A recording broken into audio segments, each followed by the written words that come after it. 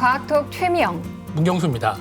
요즘 패스트푸드점에 가면 입구에 주문받는 키오스크가 있습니다. 영화관에 가도 입장권 발권은 기계가 다 하고 있는데요. 와, 정말 스마트한 세상이 열렸구나 실감을 하게 됩니다. 문 대장님은 좀 어떻게 느끼세요?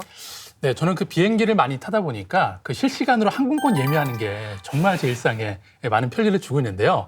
자, 그런데 이렇게 스마트한 과학 발전 이면에는 또 국가 간의 치열한 경쟁을 생각하지 않을 수 없는데요. 최명 씨, 오늘은 특별한 분을 모셨죠? 맞습니다.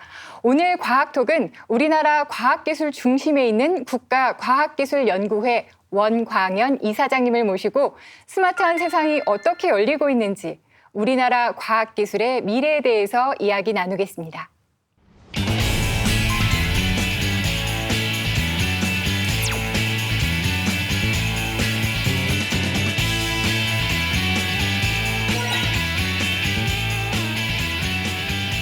우리 모두 다 과학의 수혜자가 될 수 있다.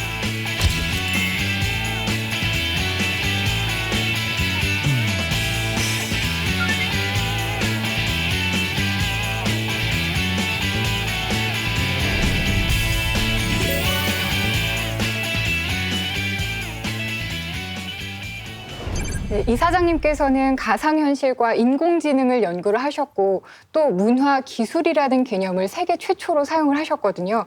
사실 이 세 가지 주제가 굉장히 흥미로운 것 같으면서도 어렵단 말이죠. 그래서 조금 쉽게 설명해 주실 수 있을까요? 네. 인공지능, 또 가상현실, 또 문화기술 굉장히 표면적으로 보면 굉장히 다른 것 같아요. 근데 이들 간에 분명히 공통점이 있습니다. 사실 이 세 분야 모두 다 디지털 기술, 또 컴퓨터에 의해서 또 시작이 됐다고 보면 될 수 있을 것 같아요. 그러니까 흔히 컴퓨터를 유니버설 머신, 우리말로 하면은 만능 기계라고 부르거든요. 그 이유는 뭐냐 하면 컴퓨터에게 정확히 문제가 주어진다면 컴퓨터는 해결할 수 있다 하는 게 이제 핵심입니다. 그러니까 먼저 인공지능, 즉 컴퓨터야 너도 생각할 수 있니 하는 질문을 던지는 거고 그것에 대한 답이 인공지능이라고 보고요. 또 두 번째, 컴퓨터야 너는 현실 세계와 똑같은 세계를 만들어낼 수 있니? 그것이 가상현실이라고 보고요. 또 그러면 문화기술 역시 마찬가지입니다. 컴퓨터야 너는 예술 활동을 할 수 있니? 또 너는 새로운 사회 현상을 네가 스스로 만들어낼 수 있니? 그것이 문화기술이라고 보면 되겠습니다. 그래서 세계가 다 다를 것 같지만은 다 어떻게 보면은 이 디지털 기술이라고 하는 공통 분모가 있다고 볼 수 있겠죠.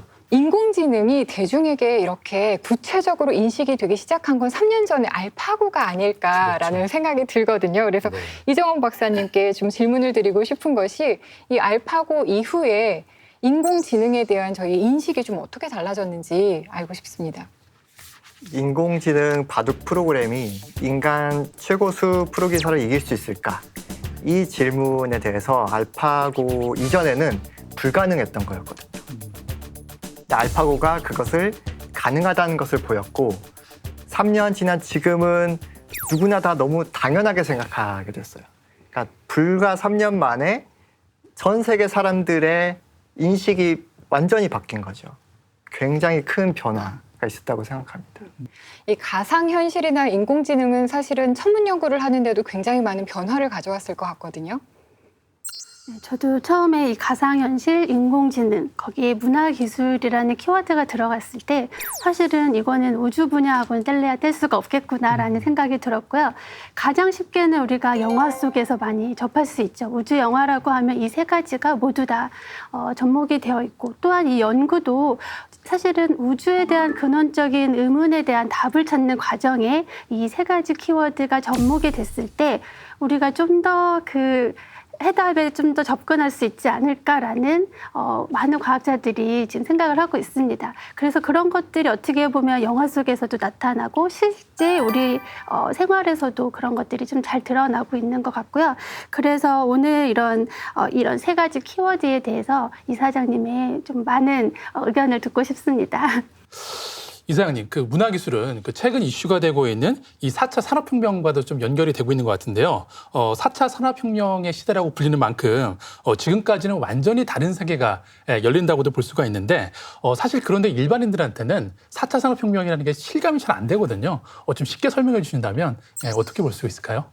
네. 우리가 이 문제는 조금 그 역사적인 맥락을 좀 들여다보면 좋을 것 같아요. 네. 먼저 아시다시피 18세기에 시작된 1차 산업혁명. 그랬죠. 그 핵심 키워드는 기계화죠. 네. 그 다음에 2차, 3차 산업혁명 지나면서 그때 핵심 키워드는 정보화였던 것 같아요. 그렇죠, 네. 그러니까 사람이 많이 기억하고 암기하고 그걸로 먹고 살았던 또 우리 시대였고 네. 또 많은 것을 또 기계화 나눴습니다. 거기에서 또 일자리의 변화가 생겼고요. 4차 산업혁명을 키워드로 하나 얘기한다면 결국 지능화일 것 같아요.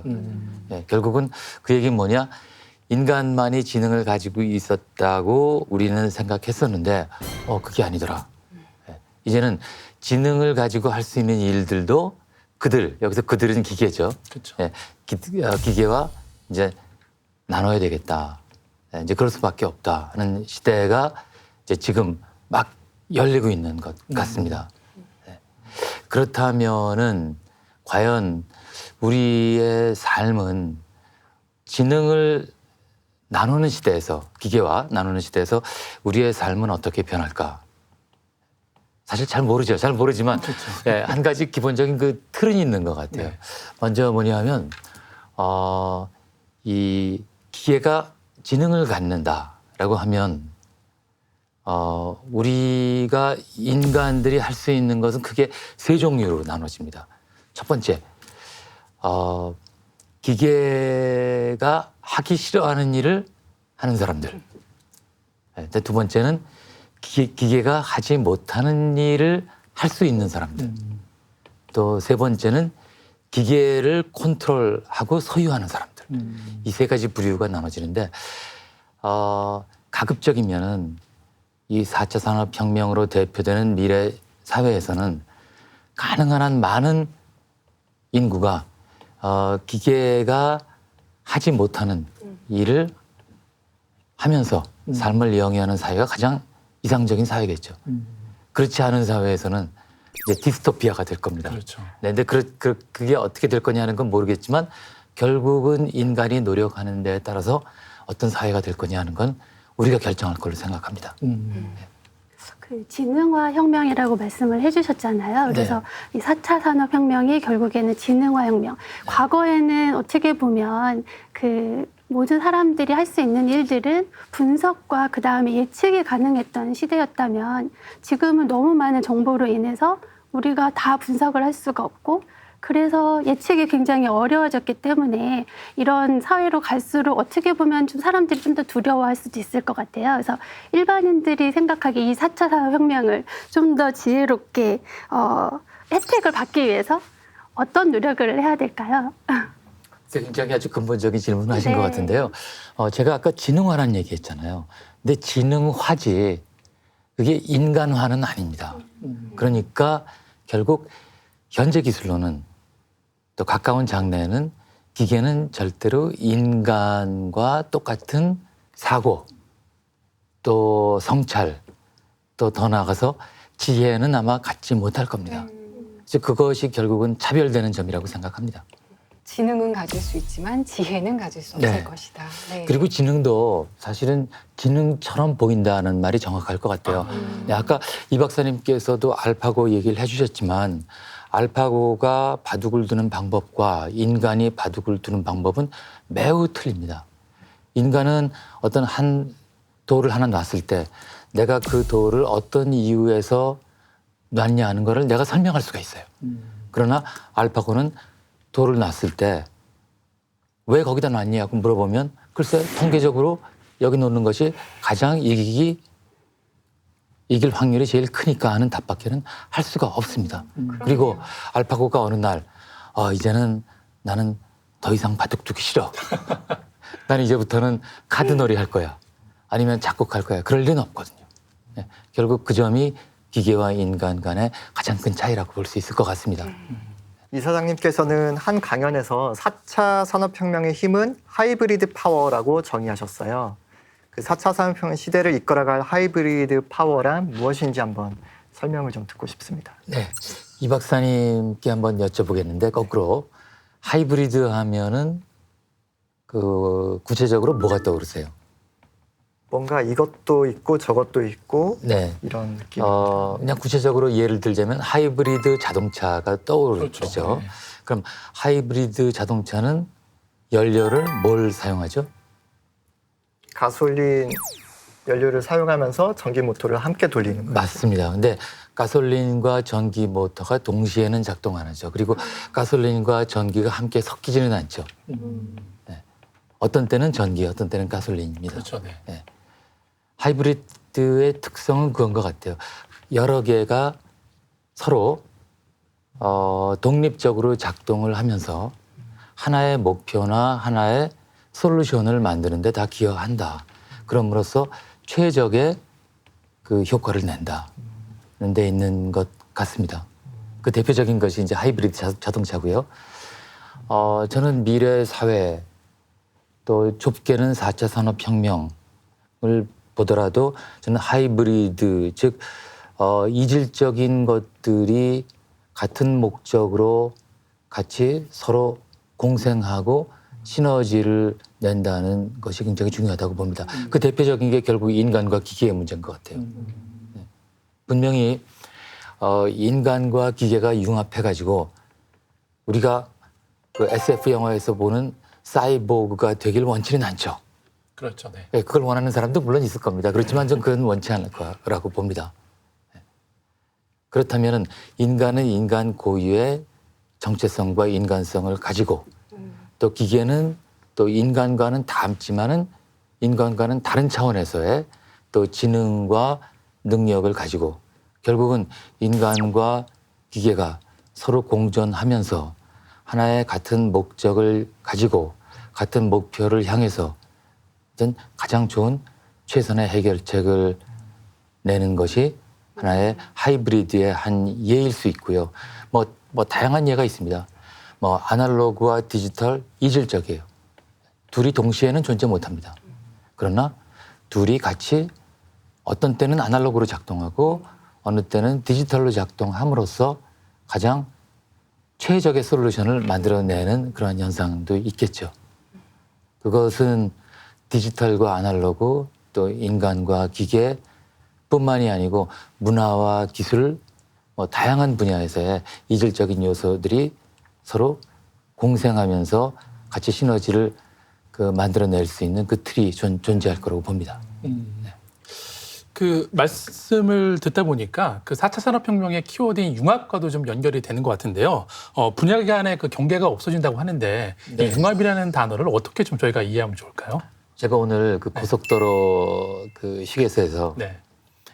새로운 그 음료수 한 병을 샀습니다. 네, 어떤 건가요? 콜라 커피 혹은 커피 콜라라고 하는 새로운 음료예요. 그래서 그거 굉장히 호기심. 저는 커피도 좋아하고 네. 또 콜라도 좋아해서 한 병을 샀는데 딱 뜯고 한 모금 마시고 이건 아니다 싶더라고요.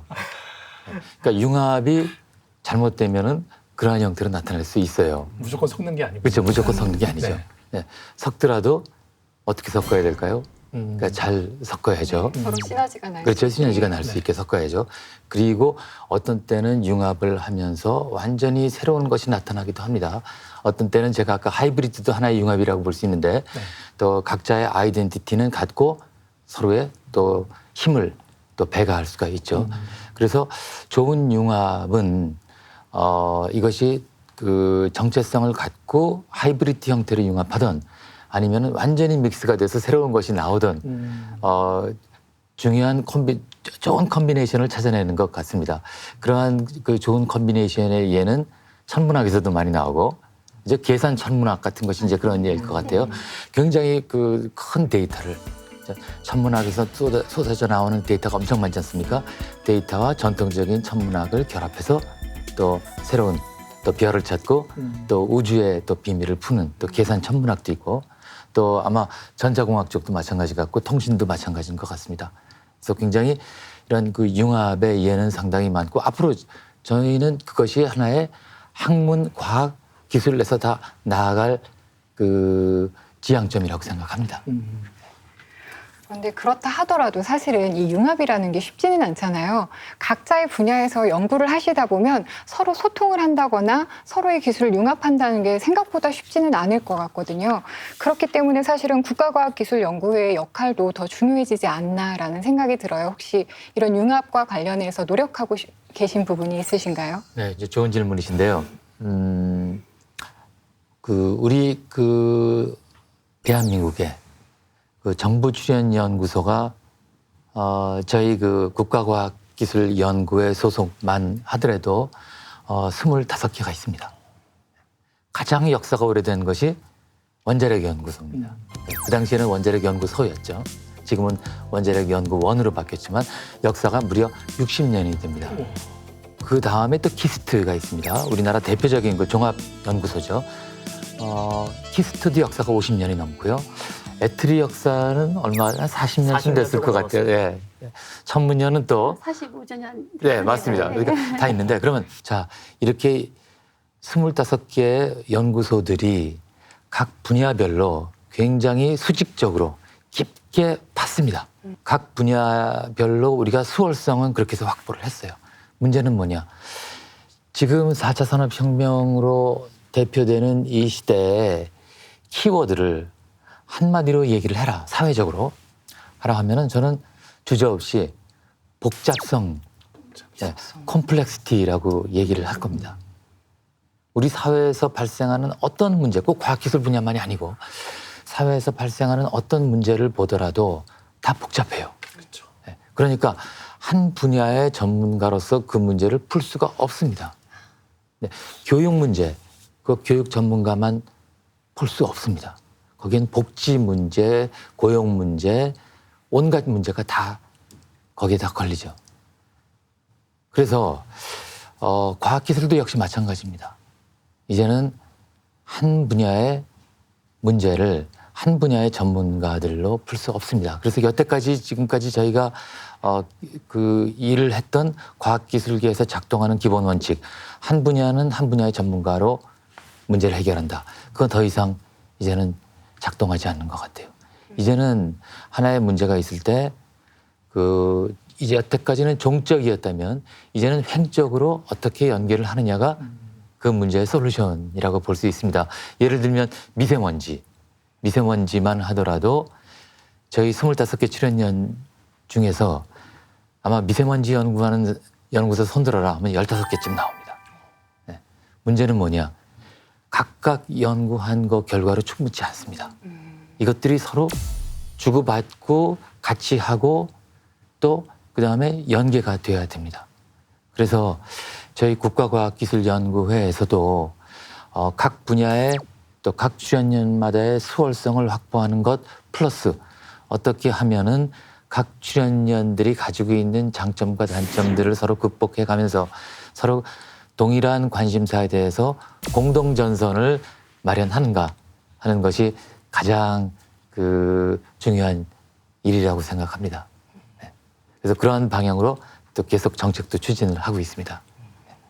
저는 아까 말씀해 주신 것 중에 그러니까 융합이라고 하고 하이브리드라고 하는 것들이 기존의 각각의 그 존재성의 고유한 특성이나 이런 것들을 잘 보유한 상태에서 서로 이렇게 양자 태결할 수 있는 여러 가지 그 선택을 할 수 있는 길들이 많아지면 많아질수록 하이브리드 파워가 높아진다라고 이렇게 이해가 됐거든요. 그런 면에서는 이제 지금 우리나라에서도 25개 기관이 각 세부적으로 이렇게 각 전문성들을 가지고 있으니까 어떤 상황에서 어떤 특성들을 이렇게 특징들을 장점들을 잘 선택하느냐가 이제 계신 NST에서의 가장 중요한 역할이라고 보는데요. 그 가장 그 중요한 역할을 해주실 때 그 선택에 대한 기준이라고 할까요? 어떻게 보면은 어떠한 문제를 해결함에 있어서 각 그 기관들을 어떻게 잘 활용하실 생각이신지. 맞습니다. 네. 가장 또 어려운 문제이기도 한 것 같아요. 여기에는 정답은 없고 우리가 크게 보면은 두 가지 방향성이 있는 것 같습니다. 첫 번째는 정부 그다음에 또 국가과학기술연구회 차원에서 큰 그림을 그려가지고 그것을 탑다운 형태로 진행하는 방법. 또 두 번째는 연구자들 스스로의 그죠? 그 니즈를 가지고 또 바텀업으로 접근하는 방법 두 가지인 것 같죠. 가장 좋은 거는 물론 연구자들 스스로 이건 같이 해야 돼, 같이 융합해야 돼라고 하는 어떤 스스로의 또 그 모티베이션을 가지고 그 융합을 해나가는 것이 저는 가장 바람직하다고 봅니다. 제가 작년부터 그 말씀하신 창의력 융합 연구 사업을 감사하게 연구비를 받아서 잘 수행하고 있어요. 네, 축하드립니다. 애틀이랑 키스트랑 원자력 연구랑 네. 세 연구소가 같이 공동의 프로젝트를 진행하고 있습니다. 그러니까 저희 입장에서 그렇게 융합적인 노력을 하셨다는 것을 저희는 축하를 드리고 그것을 계속 지원해야 된다고 생각해요. 거기서부터 왜 1년 동안 지원했는데 무슨 결과가 왜 이렇게 안 나오냐 그렇게 물어보는 순간 융합은 저는 깨진다고 생각합니다. 좀 더 큰 그림 보고 긴 호흡으로 우리가 가야 될 것 같습니다. 네. 네, 말씀하신 것처럼 이 융합이 잘 이루어지기 위해서는 그 제도 문화 환경이 꼭 뒷받침돼야 될 것 같은데요. 일단 이사장님께서는 외국에서 오랫동안 연구하신 걸로 알고 있는데 우리나라 연구 환경과 이 외국의 연구 환경을 좀 비교해 본다면 어떤 좀 차이점이나 그런 것들이 있을까요? 네, 사실 그 외국 그 연구 환경 우리가 얘기할 때 네. 우리도 이미 선진국이에요, 그렇죠? 그렇죠. 선진국인데 다만 우리가 이제 외국 환경을 얘기할 때 여기서 외국이라 하면 우리도 선진국이지만 우리보다 더 선진국을 네. 얘기하는 거겠죠, 그렇죠. 그렇죠? 네. 이제 그런 측면에서 얘기하겠습니다. 우리가 그 좋은 점도 많아요. 그러나 여기서 이제 얘기는 사실 우리가 좀 더 본받아야 될 것, 그렇죠. 좀 네. 아쉬운 점 중심으로 얘기하는 게 더 맞는 것 같아요. 네. 그러니까 먼저 첫 번째가 우리가 연구 몰입 환경이 조금 못하다. 그러니까 제가 그 외국서 교수 생활했을 때는 제 그 개인 평가가 좋으냐 나쁘냐 별로 생각 안 했어요. 또 구입하거나 할 때도 제가 별로 신경 안 썼습니다. 그냥 필요한 것만 얘기만 하면 됐거든요. 거꾸로 얘기하면 연구 지원 시스템이 좀 제대로 좀 약하다. 이제 그 면으로도 볼 수 있겠죠. 두 번째는 사실은 그 연구자 측면에서 그 개방성이 약해요. 우리가 굉장히 폐쇄적입니다. 이를테면 우리나라에서 제가 대학 교수로 있을 때 다른 교수들의 수업을 못 들어가요. 네. 그거는 서로의 어떤 불문율처럼 서로 그거는 금기 사항입니다. 네. 공동 수업도 쉽지 않고 자기의 영역이 딱 있고 그건 침범받고 싶지 않아 해요. 네. 근데 사실은 과학의 발전, 더 넓게 볼 때 학문의 발전은 소통과 협력과 대화에 의해서 이루어지는데 굉장히 폐쇄적이다. 다른 사람 연구에 대해서 비평하는 것도 가급적 삼가하고 그렇죠? 또 다른 사람으로부터 내 연구에 대한 또 비판이나 비평도 듣기 싫어하죠. 사실 그거 없어져야 됩니다. 개방성 문제. 세 번째가 자율성인 것 같아요. 그거는 연구자 스스로의 이슈보다는 어떤 것도 하나의 우리의 그 연구 체계에 대한 문제일 것 같아요. 정말 자율성은 더 높아져야 됩니다. 여긴 워낙에 중요한 이슈이고 또 여러 현장에서 그 얘기 많이 나오기 때문에 그 얘기는 좀 제가 여기서 빼겠습니다. 그 다음에는 도덕성이에요. 윤리관입니다. 우리 윤리관 최근 부실학회 문제, 연구비 부정 사용 또 등등으로 이제 많이 얘기됐지만 아직도 우리의 윤리관은 약합니다. 그건 어려서부터 그건 교육을 받아야 됩니다. 그러니까 정말 그 우리보다 선진국인 나라에서는 초등학교 때부터 표절이라는 것이 얼마나 나쁘냐 하는 거를 또 가르쳐요. 근데 우리는 표절이라고 하면 그냥 학자들이나 지켜야 될 덕목 정도로 생각하죠. 그렇죠. 그래서 그런 것도 이제 문제가 되고요. 뭐 가장 중요한 게 이제 전문성이죠. 우리는 한 가지 연구 영역을 가지고 평생 연구하기 매우 어려운 구조입니다. 저만 해도 한 2번은 바꿨어요. 왜? 연구자로서 살아남기 위해서. 본의 아니게 바꾸는 경우도 상당히 많습니다. 왜? 안 그러면 연구비 못 받으니까. 그렇기 때문에 사실은 평생 한 가지 토픽을 가지고 연구하면 저는 그렇게 얘기해요. 평생 2번의 기회가 온다. 왜? 과학기술은 유행이 계속 왔다 갔다 합니다. 그래서 한 가지만 계속하면은 평생 2번의 찬스가 오는데 그것을 유행을 따라가다 보니까 항상 이류밖에는 안 돼요. 왜? 남이 하는 걸 쫓아가야 되니까요. 평생 그 하나의 영역에서 연구할 수 있는 그러한 전문성, 그게 가장 중요하다고 생각합니다.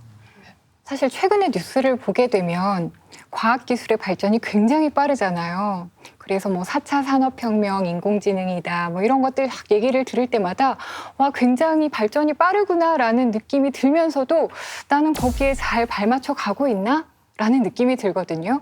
어떻게 보면 이 기술의 발전에서 나는 도태되고 있는 게 아닌가, 소외되는 게 아닌가 이런 생각을 좀 하게 되기도 하는데 그렇다고 막상 공부를 하자니 이것도 어려운 거예요. 그래서 일반인들이 어떻게 하면 이런 부분을 조금 더 쉽게 받아들일 수 있을지 혹시 의견이 있으실까요?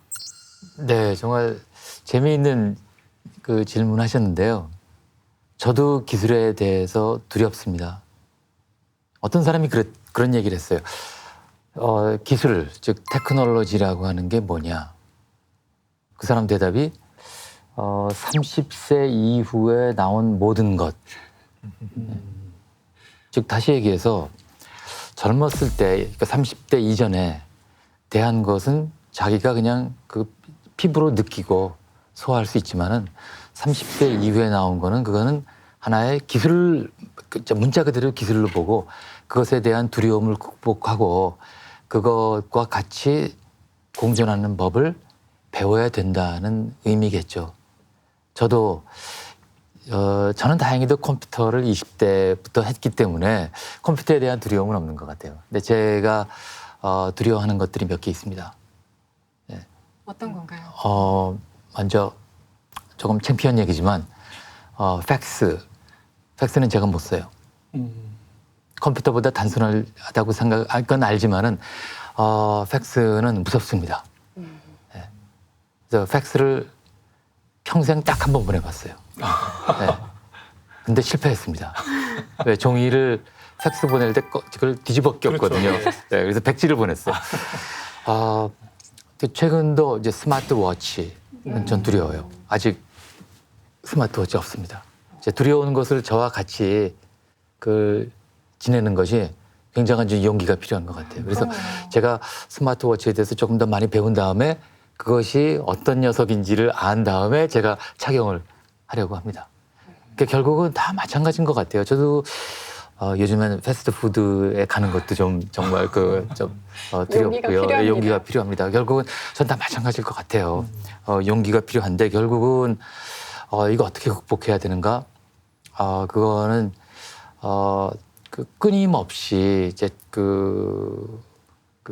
자의반 또 타의반으로 노력을 해야 되는데요. 가장 문제는 그건 것 같아요. 우선 과학은 어렵습니다. 우리는 그것을 과학은 어렵다는 거를 우리가 다 알아야 됩니다. 또 과학은 돈도 많이 듭니다. 뭐 하나 하려면 그냥 안 되죠. 그리고 또 과학은 또 하나 중요한 건 공공적입니다. 과학 해가지고 뭔가 새로운 것이 나오고 세상이 바뀌면 다 그거는 모든 사람이 다 혜택을 누립니다. 그 점이 중요한 것 같아요. 과학의 공공성 따라서 우리 모두 다 과학의 수혜자가 될 수 있다. 그래서 그 혜택을 받을 수 있는 기회를 놓치지 말자. 그러려면 거기에 시간과 노력을 투자를 해야 된다는 거죠. 그래서 그러한 우선 마음가짐이 중요하고 그러한 마음가짐 하에서 시간 투자해야 됩니다. 근데 사실은 대한민국 땅에서 그거 쉽지 않은 것 같아요. 우리가 일상생활 하다가 과학을 대할 수 있는 기회가 많지 않습니다. 네. 예. 그러니까 과학 선진국만 하더라도 그것을 대할 수 있는 기회가 많아요. 예. 이를테면 뉴욕타임즈의 수요일인가는 아마 사이언스 섹션이 따로 있는 걸로 알고 있어요. 예. 그러니까 일반 독자들도 항상 사이언스 섹션을 일주일에 한 번은 들여다볼 수가 있습니다. 또 시내 한복판에 나가면은 과학관도 있고, 그다음 자연사 박물관도 있고, 또 과학 전시도 꽤 많이 있습니다. 우리는 과학관이나 어디 전시 가려면은 큰 마음 먹고 일요일 날 아이들 데리고 외곽으로 가야죠. 외곽으로 가야 됩니다. 그러니까 이러한 그 사실은 접근성도 이제 문제가 되고요. 또 서적이나 또 여러 가지 언론 매체를 통해서 계속 우리 이것은 하나의 사회 간접 자본이라고 생각하고 우리가 열심히 또 개인별로도 노력해야 되고 또 정부 차원에서 또 국가 차원에서도 국민들에게 과학은 혜택이다. 혜택을 받을 수 있는 기회를 더 많이 제공을 해야 됩니다. 제 개인적으로도 너무 겁내지 말고 친해져 보려는 노력을 좀 해야겠네요. 맞습니다. 네. 네, 이사님 우리 청소년들이 그 과학을 좀 더 재밌고 친근하게 느낀다라면 그 많은 학생들이 과학자의 꿈을 꾸게 될 것 같은데요. 과학기술인의 꿈을 가진 청소년들한테 한 말씀 좀 부탁드립니다. 네, 청소년들이라 하면 이제 우리가 초등학생부터 시작해서 네. 고등학생 네. 때일 것 같아요. 사실 그때가 미래 과학자로서의 소양을 키우고 또 나는 이 다음에 커서 과학자가 될래 하는 그런 결심을 하는 그 시기가 되겠죠. 그래서 그 시기가 저는 가장 중요하다고 봅니다. 그 이후에는 사실은 그 특별한 일이 없는 한 그 인문사회계의 학생이 또 과학자로서 전향하는 것은 매우 어렵다고 봅니다. 핵심은 그 기간 동안 아이들에게, 청소년들에게 학교에서 호기심을 키워주는 게 가장 중요하다고 생각합니다. 그러니까 질문을 할 수 있게끔 하는 역량, 질문을 할 수 있는 능력. 사실 근데 문제는 우리는 질문을 할 수 있는 능력보다는 정답을 만들어내는 거기에 대한 답을 할 수 있는 능력을 키우거든요. 그러니까 분석력 중심으로 키우는데 사실은 과학의 시작은 제가 볼 때는 그 질문부터 시작하지 않습니까? 근데 질문을 하려면은 세상을 다르게 볼 수 있는 호기심이 굉장히 중요합니다. 그래서 호기심을 키워주는 그러한 그 곳이 학교가 됐으면 좋겠다. 네. 네, 오늘 이렇게 이야기를 좀 저희가 나눠봤는데요. 오늘 어떠셨나요? 네, 우선은 지금 제가 연구자로서 필요한 어떻게 보면 제가 가지고 있는 전문 분야의 전문성을 기르고 또 다른 분야하고도 융합할 수 있는 개방적인 마음을 가져야 된다라는 우선 다짐을 하고 갔고요. 이런 과학기술 분야에 대해서 각각 연구하시는 연구자들에 대한 지원과 그리고 여러 정책들이 국가과학기술연구회에서 잘 정립이 돼서 많은 훌륭한 연구자들이 나올 수 있도록 해주시면 좋겠습니다. 저는 좋아하는 사람들하고 좋아하는 일을 꾸미는 걸 굉장히 큰 가치로 생각을 하고요. 그래서 연구 활동도 공유와 협업 프로세스를 만드는데 굉장히 많은 노력을 하고 있어요. 근데 작년부터 특히 국가과학기술연구회에서 그런 쪽으로 많이 지원을 해주시고 있다고 저는 느끼고 있습니다. 그래서 굉장히 감사하게 생각하고 앞으로도 계속 오늘 말씀 주신 것처럼 공유하고 소통하고 협업하는 문화를 만들어 주시는데 노력해 주시면 정말 연구자로서 즐겁게 일할 수 있을 것 같습니다. 감사합니다. 고맙습니다. 네, 일단 탐험가로서 조금 저희도 이제 분야가 있다 보니까 지질학자들하고만 주로 이제 많이 협업을 하거나 탐험을 했었는데 다음 탐험에는 좀 예술가도 한 명 이 멤버에 들어놓고 좀 그런 다양한 사람들을 같이 모아서 좀 융합적인 탐험을 해보고 싶다 이런 생각을 좀 갖게 됐습니다. 오늘의 키워드는 4차 산업혁명, 또 융합, 것 같아요. 아까 마지막에 또 예술가와의 또 융합도 말씀해 주셨는데 저는 정말 좋은 포인트라고 생각합니다. 우리가 똑같은 사람들만 만나면은 새로운 아이디어는 안 나오는 것 같아요. 관심은 비슷한데 이질적인 또 다른 가치관을 가지고 있는 사람들과 얘기함으로써 더 새로운 또 우리가 생각할 수 있고 또 새로운 연구를 시작할 수 있는 계기가 된 것 같습니다. 제가 언젠가는 예술가들하고 잠시 무슨 미래를 생각하는가. 왜냐하면 예술가들도 꿈꾸는 것이 미래니까요. 한번 얘기를 한 적이 있는데 각자 돌아가면서 미래는 어떻게 바뀔 것이다 하는 얘기들을 다 했어요. 근데 예술가 한 분이 그런 얘기를 해요. 저는 앞으로 미래에 하늘에 떠 있는 달, 미래의 달이 어떨 것인지 내 작품으로 표현하고 싶다. 멋있죠? 그래서 저는 궁금했습니다. 미래의 달이 뭐가 바뀔까? 어떻게 바뀔까? 저는 그 순간 그분이 얘기하는 동안에 머릿속에 여러 가지 과학기술적인 이슈들이 막 돌아갔거든요. 저거 로켓을 어떻게 보내지? 뭐 거기서 그 달 주위를 위성이 어떻게 돌지? 이런 것들 생각했는데 많은 사람들이 다 그랬을 거예요. 근데 사람들이 물어봤어요. 그 미래의 달은 지금의 달과 뭐가 바뀌죠? 그 예술가 하신 말씀. 미래의 달은 지금의 달과 똑같을 것입니다. 충격이에요. 네. 그래서 저는 앞으로 기술로 뭐가 바뀔 것인가도 굉장히 중요하지만 기술이 발전함에도 불구하고 무엇이 고유의 가치로 남아 있을 것인가. 저는 이걸 들여다보는 게 굉장히 중요하고 그런 고유의 가치를 지키기 위해서 과학기술이 어떤 일을 할 수 있을 것인가. 저는 굉장히 더 중요한 이슈라고 생각합니다. 약간 소름 돋았어요. 네. 이렇게 해서 저희가 오늘 또 4차 산업과 융합에 대한 이야기를 나눠봤습니다. 말씀 감사합니다. 고맙습니다. 과학과 국민이 소통하는 시간 과학톡이었습니다. 시청해주신 여러분 고맙습니다.